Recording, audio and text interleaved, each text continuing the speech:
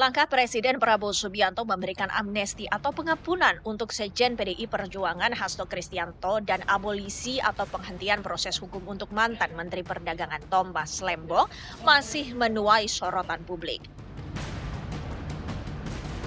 Pihak istana angkat bicara dan menepis adanya intervensi hukum dari pembebasan Hasto dan Tom Lembong.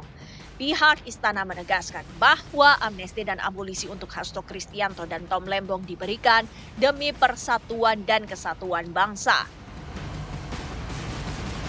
Namun demikian, banyak pihak meragukan dan menduga pemberian amnesti dan abolisi untuk Hasto dan Tom Lembong lebih kental muatan politik transaksional antara presiden dan lawan-lawan politiknya. Hal ini terlihat menyusul pemberian amnesti kepada Sekjen PDIP Hasto Kristianto, Ketua Umum PDI Perjuangan Megawati Soekarnoputri dengan tegas partainya akan mendukung pemerintahan Prabowo Subianto meski berada di luar kabinet. Lantas, apa keuntungan politik yang diperoleh Presiden Prabowo dan pemerintahannya? Dan akankah pengampunan pidana terhadap Tom Lembong dan Hasto menjadi presiden dalam agenda pemberantasan korupsi?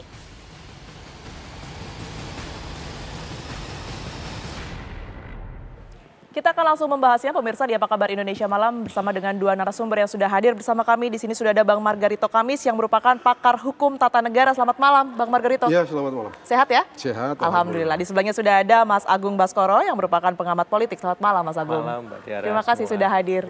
Oke, saya ke Bang Margarito terlebih dahulu. Kalau kita melihat putusan pemberian abolisi dan juga amnesti ini yang kemudian itu sudah dilakukan begitu ya. Sebenarnya sudah sesuai oleh dasar hukum yang berlaku kalau Anda lihat? Baik konstitusi ya. Oke. Tapi dasarnya apa? Ya. Tapi dasarnya Pasal apa? 14. Undang-Undang Dasar 1945 ayat 2. Gitu ya. Orang sering bicara. Apa sih pertimbangan presiden? Ya. Begitu ya. Dan perlukah pertimbangan presiden itu diketahui oleh publik? Secara hukum tidak. Ya. Mengapa begitu? Dari asal usul hak ini. Untuk pertama kalinya hak ini dalam sistem presidensial itu dibicarakan oleh orang yang namanya Alexander Hamilton. Pada rapat kira-kira tanggal 19 Juni 1787. Sudah selesai rapat, dia bilang gitu. Kita dalam keadaan perang, musim perang antar negara begitu, ke negara yang bergejolak itu, maka kita mesti menemukan atau menyediakan satu cara untuk misalnya menghentikan perang itu. non guns gitu ya. Jadi oke, ini negara berperang, negara bagian berperang dengan pemerintah pusat misalnya, atau antar negara bagian itu berperang begitu. Nah, itu harus dihentikan. Hentikan dengan hukum tidak bisa, dihentikan dengan senjata tidak bisa, dihentikan dengan cara menawarkan pengampunan agar kita bersatu. Oleh presiden. Oleh presiden. Itu dipikirkan oleh Alexander Hamilton. Hak ini diberikan kepada siapa? Harus kepada presiden. Melekat padanya dia presiden sebagai panglima tertinggi. Kalau kita istilahnya panglima tertinggi itu ya. Di Amerika Serikat itu kan dia memimpin militer, milisi, angkatan laut. Di situ. Supaya cepat. Kenapa tidak dibagi? Karena dalam situasi perang misalnya, itu menurut Alexander Hamilton, satu hari itu satu minggu itu sangat lama, satu hari sangat lama, satu jam sangat lama. Nah karena itu agar efektif penggunaan waktu itu, maka kasih saja pada Anda sendiri, tidak usah dibagi dengan lembaga lain. Begitu, sehingga bisa cepat selesaikan masalah itu. Oke, Bang, tapi apakah harus dengan dasar dan juga alasan yang jelas begitu ya? Dan juga seorang presiden ini setelah memberikan amnesti maupun juga abolisi, harus memberikan pula keterangan-keterangan atas dasar tersebut kepada publik, supaya tidak publik terinformasi dengan jelas begitu? Itu soal lain itu ya. Tapi baik konstitusi, tanpa itu pun sah. Karena kalau kita bicara mengenai hukum, Anda bicara mengenai keabsahan, validitas, begitu ya. Dan kalau Anda bicara validitas ada dua hal. Anda mesti bicara dasar hukumnya dan Anda bicara mengenai prosedur penggunaan wewenang itu gitu. Dua-dua ini dipenuhi oleh presiden. Ada pasal 14 ayat 2 dan ada minta pertimbangan kepada DPR. Nah, kalau saya bisa begitu ya, supaya bisa tambah begitu supaya publik setidaknya terinformasi begitu. Dulu sebelum Undang-Undang Dasar 1945 diubah, pasal 14 itu cuma ada satu ayat. Setelah Undang-Undang Dasar diubah, pasal 14 itu jadi dua ayat. Ayat 1, grasi dan amnesti, grasi dan rehabilitasi diberikan oleh presiden dengan minta pertimbangan kepada Mahkamah Agung. Sementara amnesti dan abolisi harus minta diberikan oleh presiden dengan pertimbangan dari DPR. Gitu ya. Mengapa DPR? Dan siapa yang punya gagasan ini? Yang punya gagasan ini orang yang namanya Andi Matalata dari Golkar. Oke, baik. Pandangan ini didukung oleh Profesor Sehtapi dari PDIP. Begitu itu asal usulnya. Oke, berapa persen sih sebenarnya porsi DPR di sini, Bang? Kalau kita tidak bisa mengkuantifikasi. Oke. Tidak dapat dikuantifikasi. Dari segi tata negara nggak dapat dikuantifikasi. Berapa hak sana, berapa sini nggak. Tidak begitu. Yang ada adalah, oke, kita kasih berikan pada hak ini, hak ini berikan pada Anda, tapi supaya Anda tidak ngaco, kita mesti konfirmasi ke sini. Oke, minta itu tanggapan cara begitu berpikir ya? gitu. Oke, baik. Saya ke Mas Agung terlebih dahulu. Mas Agung, ada yang menyebut bahwa ini merupakan dan cenderung sebagai politik transaksional begitu ya? Berkaitan dengan pemberian abolisi, kemudian juga amnesti ini. Anda sendiri perspektifnya seperti apa? Ya, kalau melihat argumentasi Menteri Hukum dan HAM kemudian ditebalkan oleh Pak Dasko, saya melihat memang nuansa politiknya sangat kuat dan itu tidak bisa dilepaskan juga pertimbangan-pertimbangan subjektif dari Presiden yang memang basisnya politik seperti itu. Jadi kalau ada efek samping transaksional itu efek lanjutan saja yang memang tidak bisa dimungkiri sebagai bagian konsekuensi logis ketika ada istilahnya budi baik, politik etis dari Presiden kepada PDIP ataupun poros Lebak Bulus, kemudian efeknya akan ada berbalas sebuah kebaikan lanjutan dari PDIP maupun Lebak Bulus, poros Lebak Bulus itu. Dalam artian di sini, ya narasi penyeimbang itu narasi yang menurut saya sebenarnya bukan PDIP banget, gitu. Karena kita flashback itu pertama kali saya dengar di Demokrat.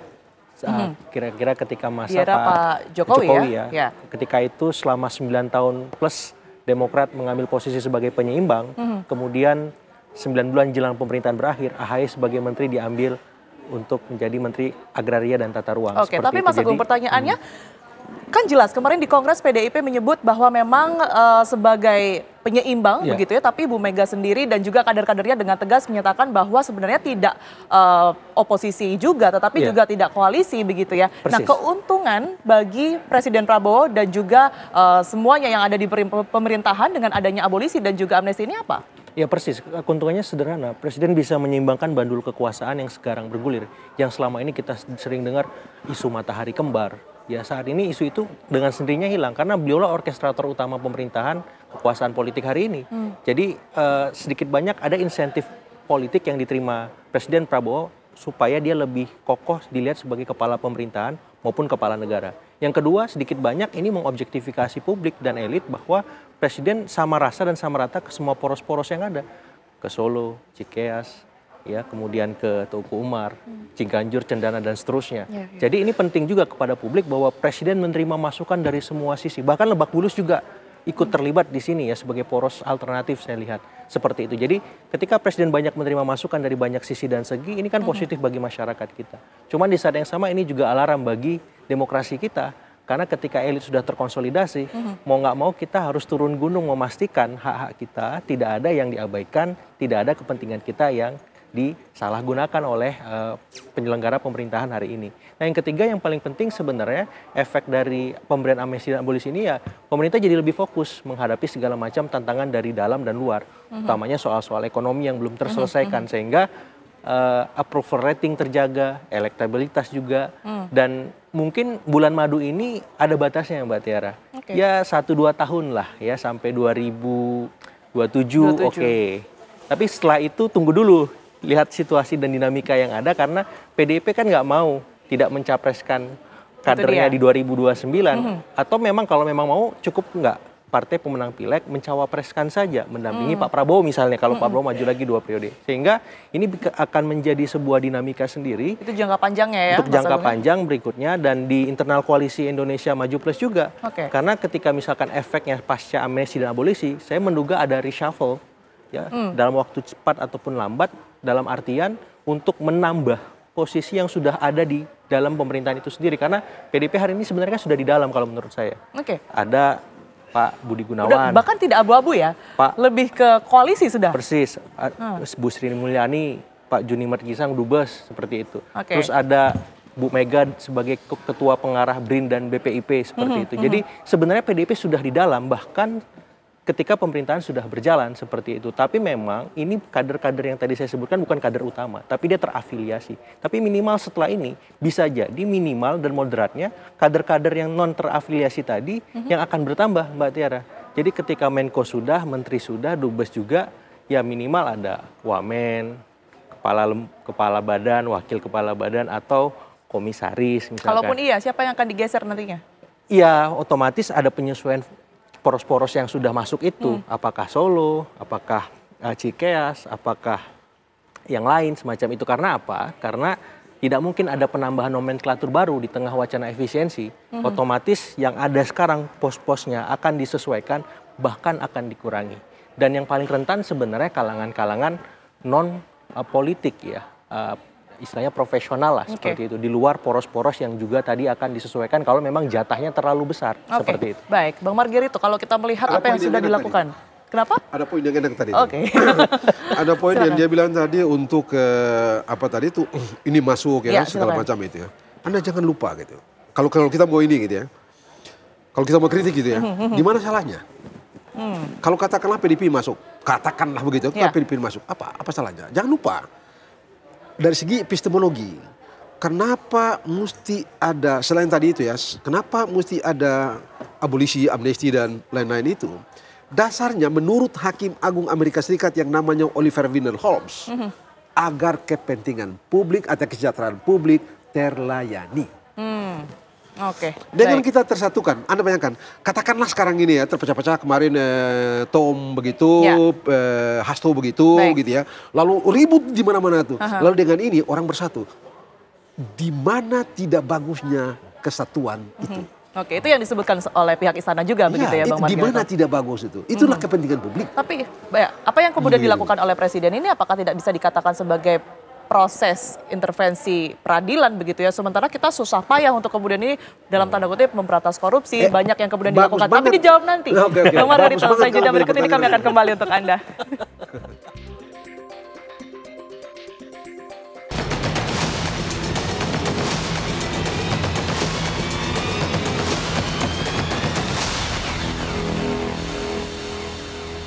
Anda kembali di Apa Kabar Indonesia Malam, pemirsa. Saya akan kembali ke Bang Margarito. Tadi ada pertanyaan terputus, Bang. Apakah ini juga termasuk sebagai intervensi kepada pihak peradilan ataupun juga proses peradilan begitu ya? Mengingat saat ini masyarakat dan juga negara kita ini gencar untuk melakukan pemberantasan korupsi. Kemudian juga menyoroti para koruptor-koruptor yang kelas kakap begitu ya. Apakah ini tidak semacam dikecewakan dengan keputusan baik itu abolisi maupun juga amnesti ini? Oke, saya mengerti itu gitu ya. Itu juga pernah diperdebatkan sebenarnya di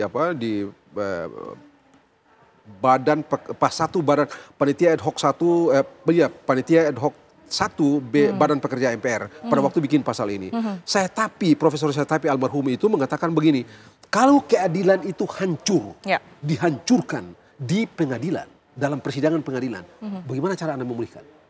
Maka Profesor Sayatapi setuju dengan memulihkan keadilan itu dengan cara berikan hak amnesti dan abolisi itu kepada kepada presiden. Jadi dengan kata lain, amnesti dan abolisi adalah cara non judicial, cara non judicial dalam memulihkan keadilan. Cara pandang itu juga dipakai oleh Oliver Wendell Holmes. Cara pandang itu juga dipakai oleh Felix Frankfurter, 2 hakim agung Amerika Serikat pada tahun 1918. Bahwa ini adalah cara non-judicial mengoreksi kehancuran keadilan yang terjadi di pengadilan. Atau kehancuran keadilan yang tidak bisa lagi dipulihkan oleh pengadilan, maka dipulihkan melalui cara ini. Intervensi, maka saya bilang tidak. Mengapa tidak? Karena ini otoritas, karena ini wewenang. Wewenang yang diberikan oleh Undang-Undang Dasar kepada Presiden. Sehingga kalau dia menggunakan wewenang itu, kita tidak dapat dengan alasan apapun, tidak dapat mengatakan itu sebagai intervensi. Oke, sekalipun itu digunakan oleh kepada pihak yang salah begitu ya. Pada pihak yang misalnya kita katakan koruptor yang benar-benar kelas kakap. Kalau Anda belum dihukum, Anda sudah dihukum, Anda pasti dinyatakan salah oleh pengadilan kan. Tapi untuk sampai menyatakan Anda salah itu cara data yang menjadi basis menyatakan Anda salah itu tidak valid. Peradilannya sendiri tidak valid. Seperti kita semua tahu kemarin-kemarin ini begitu banyak orang memprotes peradilan terhadap pengadilan terhadap peradilannya Pak Lembong gitu ya. Begitu banyak juga orang memprotes peradilan terhadap peradilannya Pak Hasto gitu ya. Jadi dalam tanda petik terlihat ada luka. Ada luka yang terlihat jelas di mata publik, setidak-tidaknya sebagian orang bahwa ada yang lek di dunia peradilan ini. Lalu tapi orang-orang itu tetap dihukum juga. Jadi dapat dikatakan bahwa loh ini menghukum dengan cara yang atau dengan alasan yang tidak tepat. Itu berarti ada keadilan yang dilukai. Nah, bagaimana memulihkan keadilan yang dilukai itu? Satu-satunya dengan cara itu. Abolisi dan juga amnesti itu ya. Itu dipikirkan oleh para pembuat Undang-Undang Dasar 1945. Mau apa kita?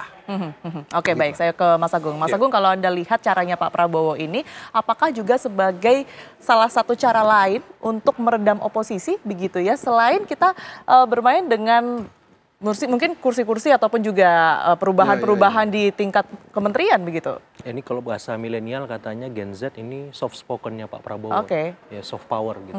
Tidak secara langsung ingin mematikan oposisi, tapi karena ada konteks kemerdekaan 17 Agustus, otomatis kita akan ngomong ke narasi yang lebih besar bangsa. Tapi sedikit banyak ya pastilah ada arahan bagaimana rekonsolidasi elit itu bisa terjadi pasca pemilu 2024. Karena kita tahu karena kita tahu gak usah pakai baju merah, gak usah pakai baju ini, ayo kita bareng-bareng, ini bangsa kita gitu itu, kan. Ayo mari kita kerjakan. Kira-kira gitu ya Mas Agung ya.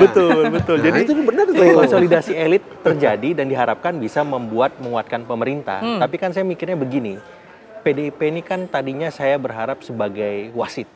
Ya, bahkan kalau main bola itu wasit terbaiknya Pierluigi Collina tuh, terbaik dunia. Tapi Italia jadi, tapi sekarang merangkap menjadi pemain.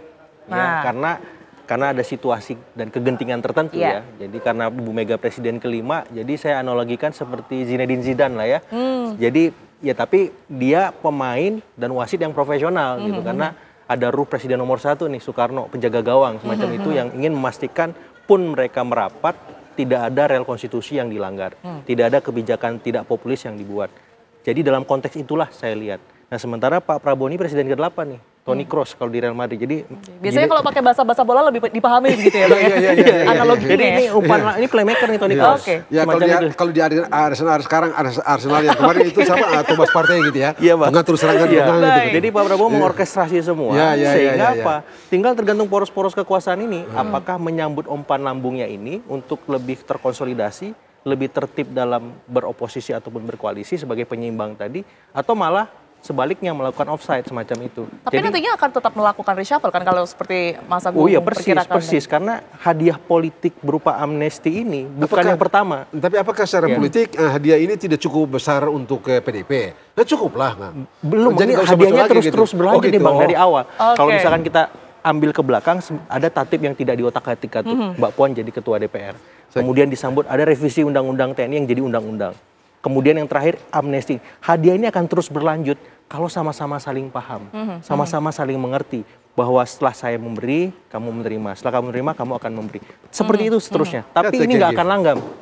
Sampai pada momen tadi jelang pemilu 2029, kita tinjau ulang lagi, kita lihat dulu apakah ini bisa dilanjutkan atau tidak seperti itu. Oke, baik. Mas Agung, kalau Anda melihat apakah dengan keputusan Pak Prabowo ini tidak justru menimbulkan potret ya bahwa balik-balik lagi orang kuat ini akan lolos dari hukum? Iya, saya melihat dalam konteks politik ini hak prerogatif beliau sangat subjektif, tapi ada objektif publik yang nggak bisa kita nafikan. Karena publik melihat ada hal-hal minor dalam proses peradilan kemarin yang itu direspon oleh istana dengan cukup ciamik menurut saya. Karena ketemu kepentingan subjektif tadi dengan arahan objektif itu dan presiden memutuskan terlepas nanti ada ekses dari keputusan ini itu urusan lain. Tapi minimal presiden sudah berbuat yang paling pas, yang pantas agar apa? Kita minimal bisa berpikir lebih besar, lebih jauh bagaimana membangun bangsa ini seperti itu. Baik, saya kembali ke Bang Margarito. Terakhir mungkin Bang, kalau kita lihat ini sudah terjadi abolisi dan juga amnesti ini, dampak jangka panjangnya menurut Anda seperti apa? Saya rasa kita akan terus terkonsolidasi sebagai bangsa begitu ya. Ini menjadi energi baru untuk kita pacu bangsa ini berjalan bersama, bekerja bersama dengan semangat bersama mencapai cita-cita kita di kemerdekaan kita itu ya. Anda pasti tahu kemiskinan kita masih banyak, begitu ya. Daerah terbelakang kita masih banyak, kesehatan kita masih juga amburadul di mana-mana, begitu ya. Dan sedang diusahakan dan saya rasa memang untuk semua itu kita memerlukan kerjasama yang baik untuk semua elemen bangsa gitu ya. Apalagi dasar filsafat kita itu kan gotong royong gitu ya. Jadi ada baik kita bergotong royong membangun bangsa ini. Oke, baik. Itu yang kita harapkan. Bang Margarito, terima kasih atas perspektifnya yang sudah diberikan di Apa Kabar Indonesia Malam, dan juga Mas Agung, terima kasih sudah hadir. Dan pemirsa, informasi tadi sekaligus menutup Apa Kabar Indonesia Malam dialog hari ini, pemirsa, dan saya akan berikan informasi lainnya ke rekan saya Windy Wellington ya.